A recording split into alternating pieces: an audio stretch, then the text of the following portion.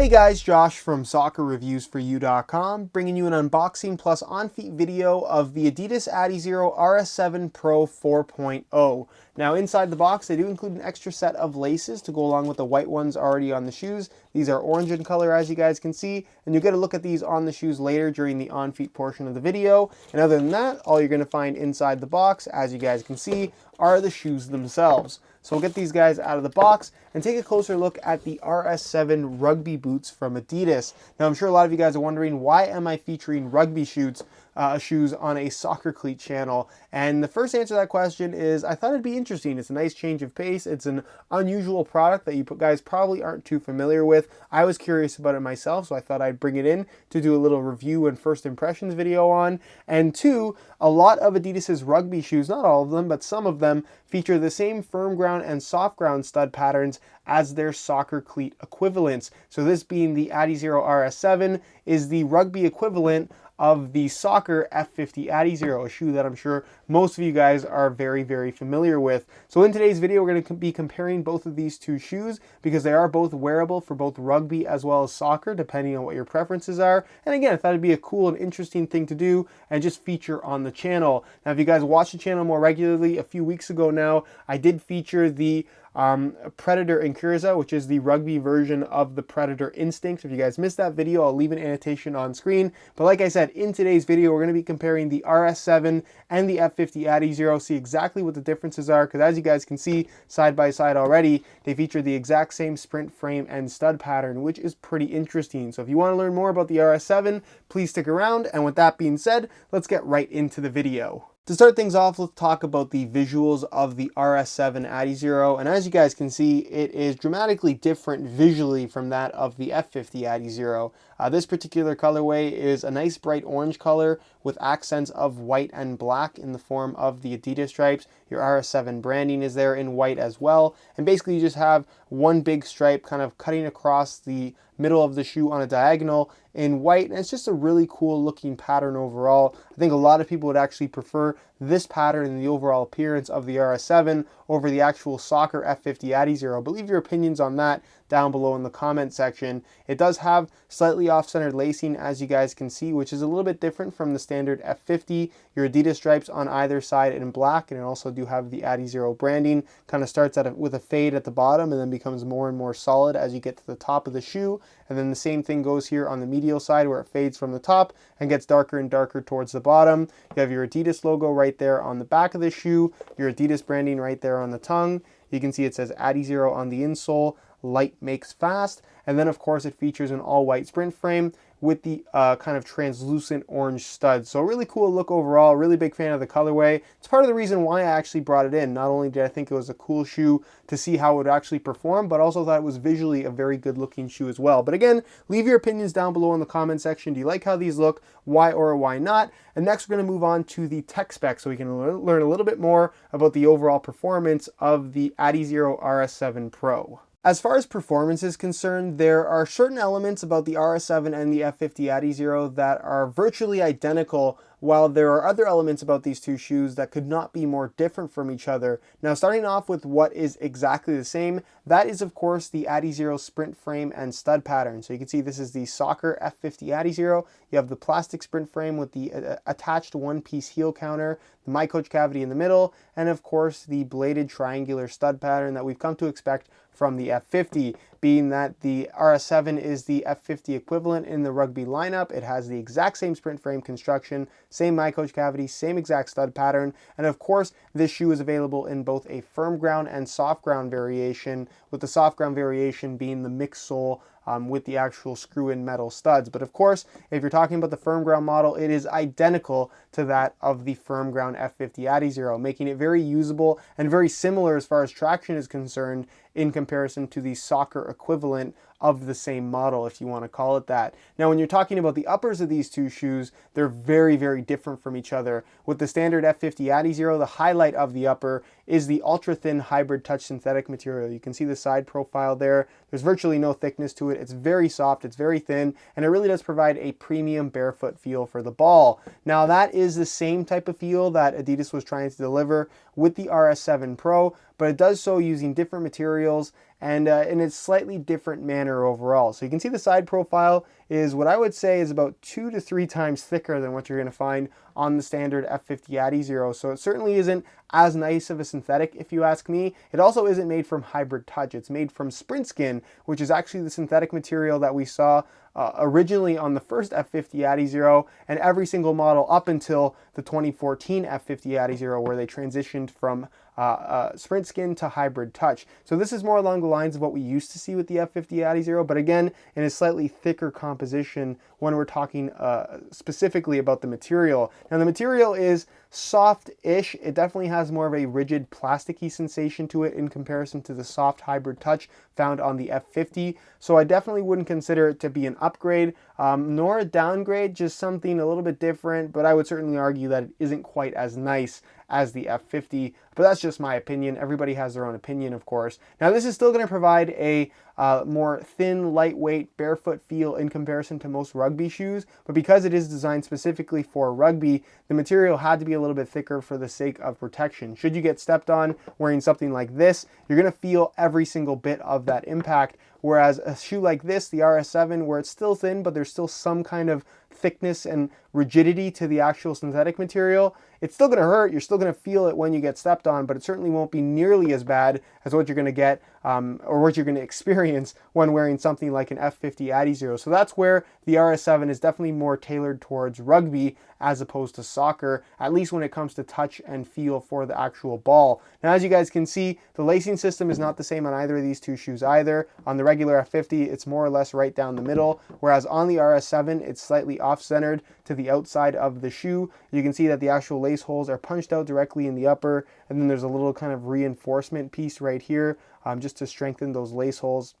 Again, just kind of as a durability thing as well as a stability feature with the actual shoe itself. And then you actually have this extra flap that kind of goes over, brings these two parts of the shoe very close together. And again, that's just as extra material acting as protection for the top of your foot, which is really, really nice. Now, as far as the finish on the upper is concerned, you can see that there are some kind of shiny dots right on the upper, or shiny little lines. It's actually a rubberized texturing, so it's going to provide a little bit of extra grip. Again, this reminds me a lot of what we saw on the previous adiZero model that we don't really see on the current adiZero model. So you're going to get a little bit of extra grip on the ball versus something like the F50, which again is down to personal preference, not necessarily something that is better or worse. Another thing that I noticed that you have an extra ring of this kind of clear material going all the way around the outside edge of the shoe where the sole plate meets the upper, acting as somewhat of a durability kind of reinforcement layer, which is something nice to see and something I wish they would have included on the standard F50, although there aren't really any durability issues with this shoe,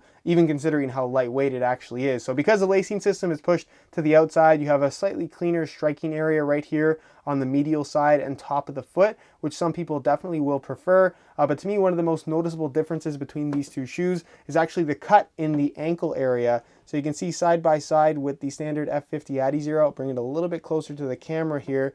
You can see that this is cut a little bit higher in the ankle area and a little bit higher right here at the top of the foot where the top lace hole is. So that is something that is going to be a lot different in terms of feel between both of these two shoes. The low cut of the F50 adiZero is going to give you much more of a mobile feel when these things are on your feet. Very, very lightweight, very minimal, where something like this is just going to provide a little bit more around your ankle, a little bit of extra support, a little bit extra protection, again, so that you wouldn't normally have with the standard F50. As far as the lining on the heel, on the inside of the shoe is concerned, it does not have a synthetic suede like you find on the F50 adiZero. It's actually a textured synthetic leather material, which feels pretty good. There's a ton of padding back here, so comfort should not be an issue, although I do suspect that there will be some break-in time with this particular shoe, just based on the actual stiffness of the sprint skin synthetic upper. And then, of course, the insole is fully removable. It's pretty much the same insole that we saw on the Rugby Predator in Curza from Adidas, where it has a little bit of a heel wedge right here at the back of the shoe. It's basically an extra layer of foam. I would say it's about that thick. And the idea here is to put you on your toes a little bit more. It's supposed to act or feel a little bit more like a running shoe or something like that. It's not necessarily something that is a bad feature of this shoe. It's definitely more rugby specific. And you definitely can still wear this insole while playing soccer, no doubt about it. But it definitely seems like a little bit of a sloppy implementation of a heel lift. We've seen heel lifts implemented from brands like Asics, where it's actually built into the shoe and it just feels a lot more normal and a lot more elegant. Whereas something like this, like I said, almost seems to be like a bit of an afterthought. It doesn't feel the greatest to me, but it doesn't feel bad either. I would just prefer a standard insole, and I probably will be wearing these with the standard insole most of the time anyways. So it's pretty much just a standard layer of foam, decent thickness to it, really dense foam, much more durable, I would say, in comparison to a soccer cleat insole. And then of course you have the extra foam reinforcement right here at the bottom for just a little bit of additional underfoot cushioning. So definitely a much more heavy duty insole than what we're used to seeing in most of Adidas's soccer cleats, if not all of them. So that's pretty much it as far as tech specs are concerned. Very interesting shoe. Some pretty significant differences when you're talking about the uppers when comparing the RS7 and of course the F50 adiZero. So leave your thoughts on that down below in the comment section. And with that being said, we're going to move on to a quick weigh-in so we can see how much lighter the standard F50 is versus the RS7, or of course vice versa. As far as weight is concerned, the RS7 Pro certainly is a lightweight shoe, but in comparison to the F50 adiZero or the soccer variation of the adiZero, it certainly doesn't feel quite as lightweight. So we're going to see exactly what the difference is here in real time using this scale. Keep in mind these are both in brand new condition and both in the same size 9 US. So we'll start off with the standard soccer F50 adiZero, throw it on the scale, and you can see that they weigh in at 5.85 or 5.8 ounces just to keep things simple.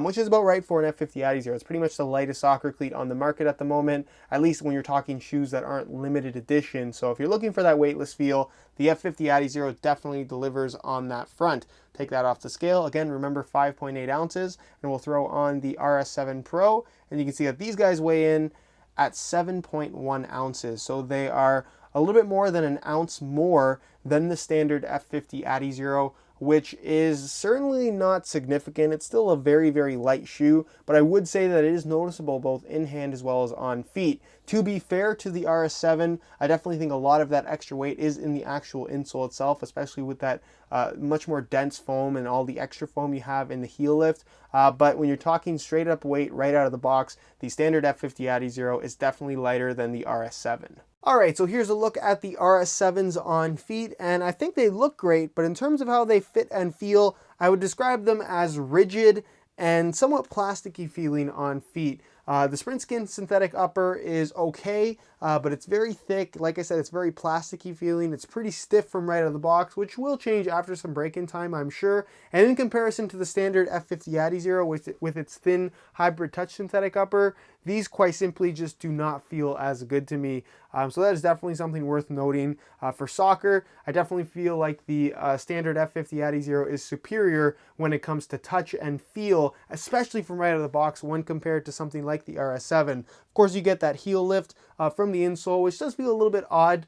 It's not too bad. It's probably not something that I will wear a lot throughout the testing of the shoe. I'll try it out, but most likely swap it out for a standard pair of insoles just because it's more what I'm used to. And as far as the cut in the ankle is concerned, it definitely is a little bit higher, feels a little bit more supportive because of that. But again, it's not a major kind of difference when compared to the standard F50, at least in my opinion. As far as the overall fit of the shoe is concerned, I would say that it is a little bit wider than the standard F50, which some people probably would be happy about. Again, I wouldn't say it's more comfortable because, like I said, the synthetic material just feels a lot stiffer. The shape definitely is similar though, and this is one of those shoes that will be suitable for most foot types. Because of the Sprint Skin synthetic though, and as stiff and rigid as it is, I don't expect them to stretch very much. So if you have really wide feet, where you generally need your shoes to stretch in order to accommodate the width of your feet, this probably isn't the best option for you. As far as sizing goes, I'm wearing my usual size 9 US here, and the fit and the length is perfect. So just like the standard F50 adiZero, I would definitely say that these run true to size. So if you are looking to order a pair, going with the regular size is what I would recommend if you're looking to have the best possible fit. Alright guys, that's it for my first impressions of the Adidas adiZero RS7 Pro 4.0. As a rugby shoe, I'm sure it's great. As a soccer cleat, I have to say I have a strong preference for the standard soccer version of the F50 adiZero. It's lighter, it's thinner, it's more comfortable, it fits better. It's pretty much better in every single way. I think this is definitely a cool looking shoe, and I suppose if you're looking for a more rugged, stiffer version of the F50 adiZero, then this may be something to consider for use as a soccer cleat. But again, if a soccer cleat is what you're looking for and you're looking for something that's lightweight and thin, the F50 adiZero is definitely the better option if you ask me.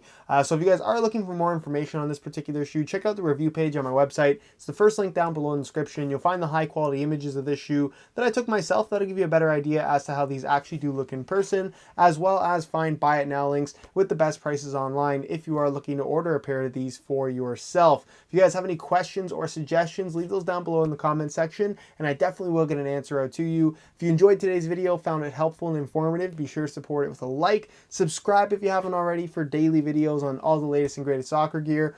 All my social media information is linked down below in the description if you want to go ahead and check it out. And other than that, guys, hope you enjoyed today's video. And as always, thanks for watching.